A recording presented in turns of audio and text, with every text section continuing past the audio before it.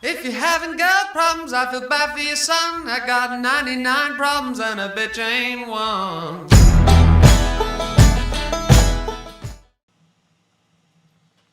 Welcome again to Marvel Strike Force. 99 characters, but a Stitcher ain't one with Damian and Iain. I am Damian. And I've got the same jumper I had on in the last episode. I turned my sweatshirt inside out. This is episode 2, Amazing Fantasy. And today we're going to be talking about ultimately the different kinds of characters and what each class of character does in the Marvel Strike Force game. Yeah. Because not only is it a jumbled collection of a whole bunch of characters, but they actually break down into what, 5 different categories? 5 categories, yeah. Yeah. So those categories, Iain, are what? You've got your blasters and your brawlers. They're essentially the same. Your protectors, your controllers, and your support. There we go. All right. And controllers and support are different. The way I've always thought about it is your blasters are the guys that hit from a distance and hit harder. They're a little more glass cannon-y, whereas your brawlers get in there and they mix it up and brawl. But it's, your mileage will vary. Protectors seem to be your tanks, the ones that call in the taunt. That's it, Yeah. Controllers tend to debuff their squad, and the support tends to buff your squad. There we go, man. That's exactly what it is. All right. So for the early players, your blasters will be characters like Punisher, Shield Assault, Thor, Iron Man, those types. Let's see. And then you said, what was next? The brawlers, right? So what are some of the early brawlers that you get? Well, you've got Deadpool, who's still pretty good late game. Gamora, who used to be good, but then has aged with time. Either that or when she gets thrown off a cliff by her dad. I don't know. And you've got OG Spider-Man, who should be a lot better than he is. Yeah. Okay, so those are the brawlers. Let's see. Protectors, I know you start off with Luke Cage. Crossbones you get pretty early on. Yeah. And I found that Cap and Hulk tend to do the same basic thing, just with slightly different shades. Yeah, pretty much. A lot of those are still relevant, sort of kind of later on in the game as well, apart from Luke Cage. Crossbones has had a rework, so he's a little more relevant alongside his Third Reich pal. But yeah, that's essentially what they do. Yeah. Just as an aside, I love Crossbones' ability where he blows himself up. Just the spite that represents in that character is so right on for the character in the movie, less so for the character in the comics. But I'll take it. So that's the thing, though. Right. Back in the day, though, Crossbones was, at the moment, well, he did get a rework relatively recently, but for the longest time, he was a bit of a joke character. But back in the day, we're talking 300, 400, 500 days ago, he was the man to have. Really? He was the man to fear, because basically that big exploding move would take out your entire team. Yeah, that's true, because you don't get that move. That got him. It's the power creep that affected him. But back in the day, he was a nightmare.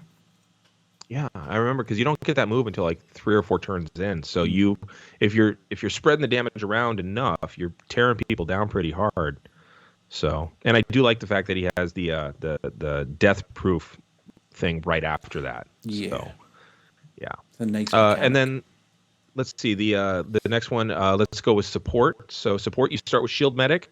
I have found that the Hand Sorceress is a pain to fight against. I have not. I like you am very much not a fan of the hand, and so I keep my hands off of that one.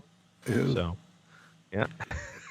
And also, I just recently unlocked Doctor Strange. He might have been my 100th character, actually. So nice. He seems a support, too, because I've seen him pull up the Book of the Vishanti and buff everybody out. Yeah. So. His most important is can't remember the name of it, but the Vishnu one. Basically, when he does the big whirlwind move. That is beautiful move. Because basically that just debuffs.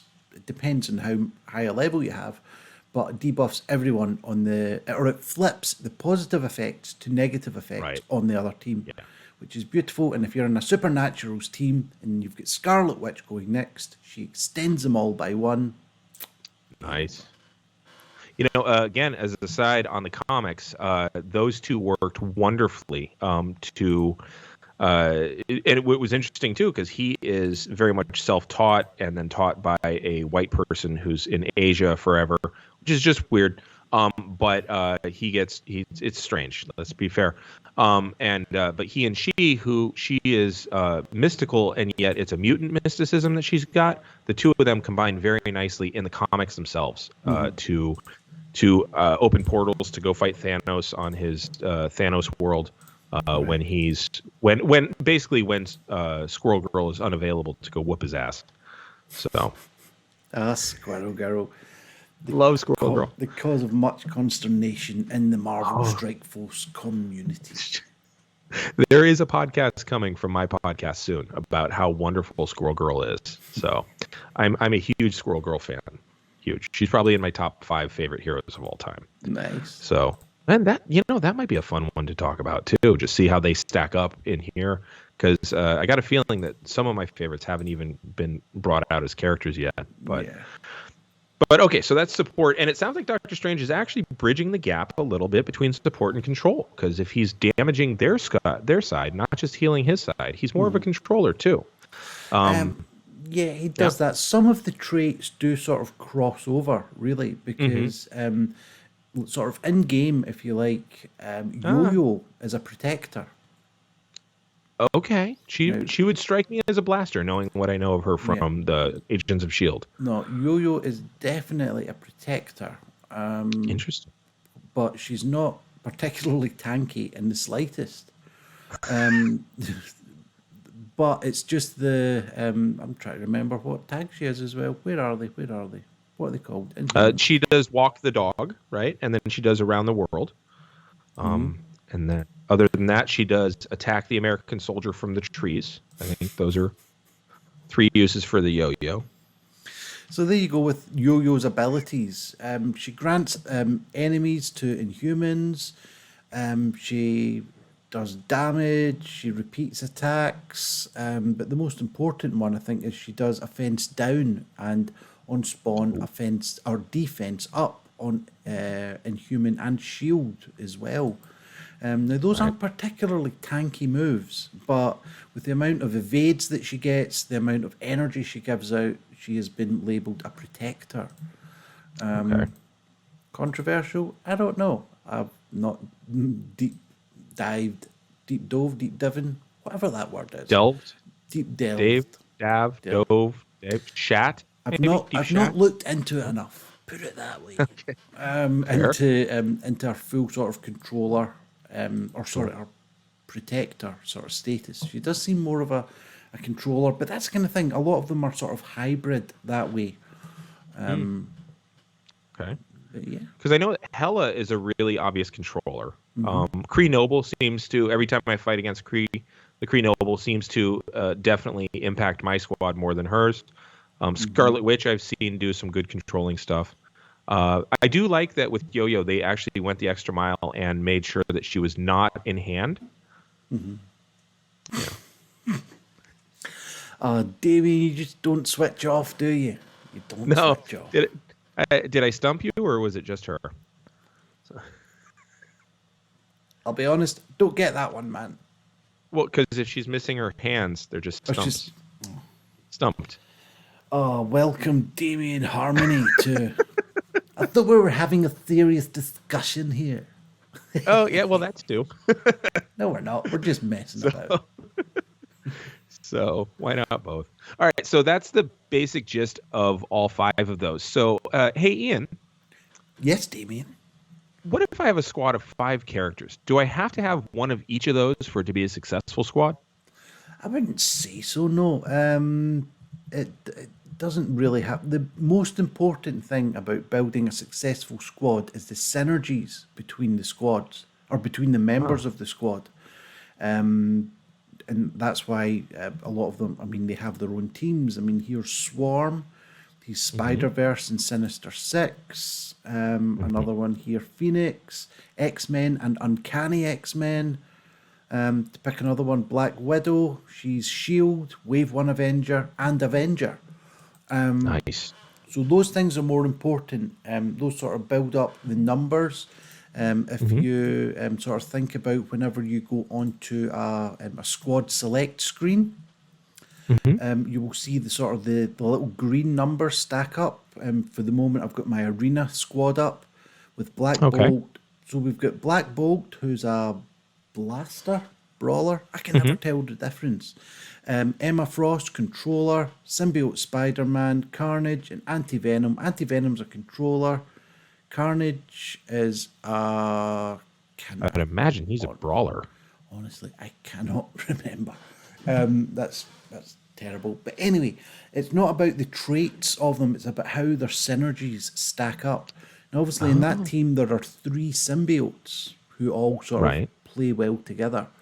But Anti-Venom only has sort of the number 3 on him because he's got 3 synergies with the other 2 symbiotes and Emma Frost. Whereas Black Bolt, who has no sort of affiliation, if you like, with the rest of them, gets the synergies with Symbiote Spider-Man. And if I just bring them up again because it timed out. Symbiote Spider-Man, Emma Frost, and just a whole load of Anti-Venom.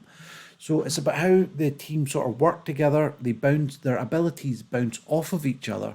And when one does one move, another can follow up with another move. So that is certainly more important. It's about reading the kits, sort of the different kits that you get on the players, or the tunes, should I say. It tells you everything that you need to know about how it grants energy, how it supports, how they might gain evade, how they might apply bleed. All those kinds of things are all in the descriptions. Hopefully we'll be able to go through some of them and sort of building our ideal teams. But certainly it would take a lot longer than we've got to sort of go through every single character and tell them who are the best. I mean, we can certainly compile some sort of top 10 list of who are the sort of the best plug and play characters. For example, Ghost, a relatively new one, is quite a good plug and play character in that she doesn't need to be just in the Pimtech team. Oh, okay. So like she plays well with others, in other words. She plays well with others, yeah. Hela as well, surprisingly, she plays very well with others. She doesn't just need to be in the Asgardian team. Now, of course, they work even better in their own designated teams, but when they're slotted into sort of hybrid teams, then you can also have roughly the same sort of effect due to what is based in their kit and their abilities within their kit. Okay. I like that. I certainly like the idea of having the Swiss Army knife of characters. Absolutely. Because if you have one piece missing from the perfect squad and it falls apart completely, not nearly as fun to play. Whereas if you've got like a bunch of utility players, it makes it a more enjoyable game because I know that in other games that I've played where you have to have the perfect squad to go against this type of squad. Otherwise, you're just going to lose in less than 30 seconds. Yeah. And I much prefer having, somebody, the ones that can do a little bit of everything as you go. So it's a little surprising that Hela would be like that. What if you don't mind pulling her up? What kind of teams does she play well with? What kind of characters does she pair well with? Also a lot of villains, basically. A lot of the things come from or Asgardian things anyway, but it's basically her ultimate move that just does the damage. Spreading on T4 level, spreading 4 negative effects from the primary target to all secondary targets. Gotcha. So basically, if you can apply a whole load of bleeds, a whole load of defense downs, offense downs, all of those kind of things, then you've got Hela coming along, hitting that character, and then everyone on the board basically just spreads out, gets all those stuff. And she also has the help from Greg as well. The Undead Asgardian. You named him Greg. They named him Greg. The developers, I think, it. named him Greg. That was just a working sort of progress, sort of working title, if you like. They named him Greg, and it just sort of, it's just stuck. But Greg sort of gives her a heal up every time he dies, and he's got really quite a short sort of health pool, so he does die quite often, and Hela gets the benefit from that. So and he's also just another guy swinging in there. Like, yeah, absolutely. He'll come in and start attacking. It's great, which I really like. I appreciate that. Like I found that the characters that call in minions, even if they're just like 3-bar guys, it's like, hey, you know what? That's more bullets going at you. That's more shots getting fired down range. And I like that a lot. And especially because one of the better characters in the game, Mr. Sinister, he clones sort of your characters if you're up against him. Oh, wow. Yeah, so, that's happened a couple times. So if he can clone an Ultron, then he's going to be the most powerful thing there.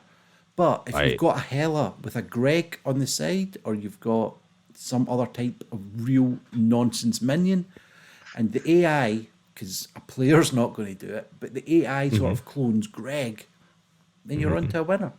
But if they clone Ultron, you're probably going to lose. But right. That's the beauty of either PvP or PvE. I'm sorry, the Greg thing just makes me think of Kafka, Gregor the Maggot. So it's just so funny to me because fighting against her sometimes has been a Kafka-esque experience. So it's it's great. And now that I think about it, like if I were to use Doc Strange to convert everybody's abilities into their negatives, and then I used I hit somebody else, I hit a target with bleeds, and then I brought Hela along. Suddenly, she's just it almost becomes exponential. Yeah, with how much I can do. Yeah, if the turn order is right, then who deals a lot of bleed? If you're up against the symbiotes. And the symbiotes stack themselves with health and offense up and defense up. If you can get a Strange to flip all of those, and then you get Hela to hit them, and then you get a Scarlet Witch to extend them by one. I'm gonna go start stacking up Doc Strange as hard as I can right now because I'm in that zone for my characters where I have to kind of focus on one type for a little while. Just because resources can be scarce, which will be another episode. But man, I'm liking that. I'm liking that a lot. I'm liking that like moss. That's how much I'm liking that. But definitely only focus on one team at a time, because then you'll be drawing all sorts of things. There's a phrase for it. It totally escapes me, but concentrate on the one team rather having a scattering of. One strong thing rather than a scattering of mediocre things. That's the new phrase. There you go. One strong thing rather than a scattering of mediocre things. I like that. Okay, so if I had to make a team, and I know that this is probably a little too general a question, but bear with me. If I had to make a team where I needed to leave one of those things off, what would I try to double up on, and what would be the most expendable role? Because I'm looking at it, and I think support might be the most expendable role. It really depends. In that's a It depends on the game mode, to be honest. Oh. Okay. We're gonna need to talk about that then. We are going to need to talk about that. If you're talking about war, then blasters and brawlers aren't overly important in defense. Because if you've got a whole load of protectors and support, then you're going to time them out. You're going to outlast the opponent. Again, for war offense, maybe some controllers and blasters and brawlers. For arena, it just needs to be your best combination. For blitz, it can be anything you like. For real-time arena, don't even get me started on that. It's nonsense. But yeah, it does completely depend on the game mode. Okay.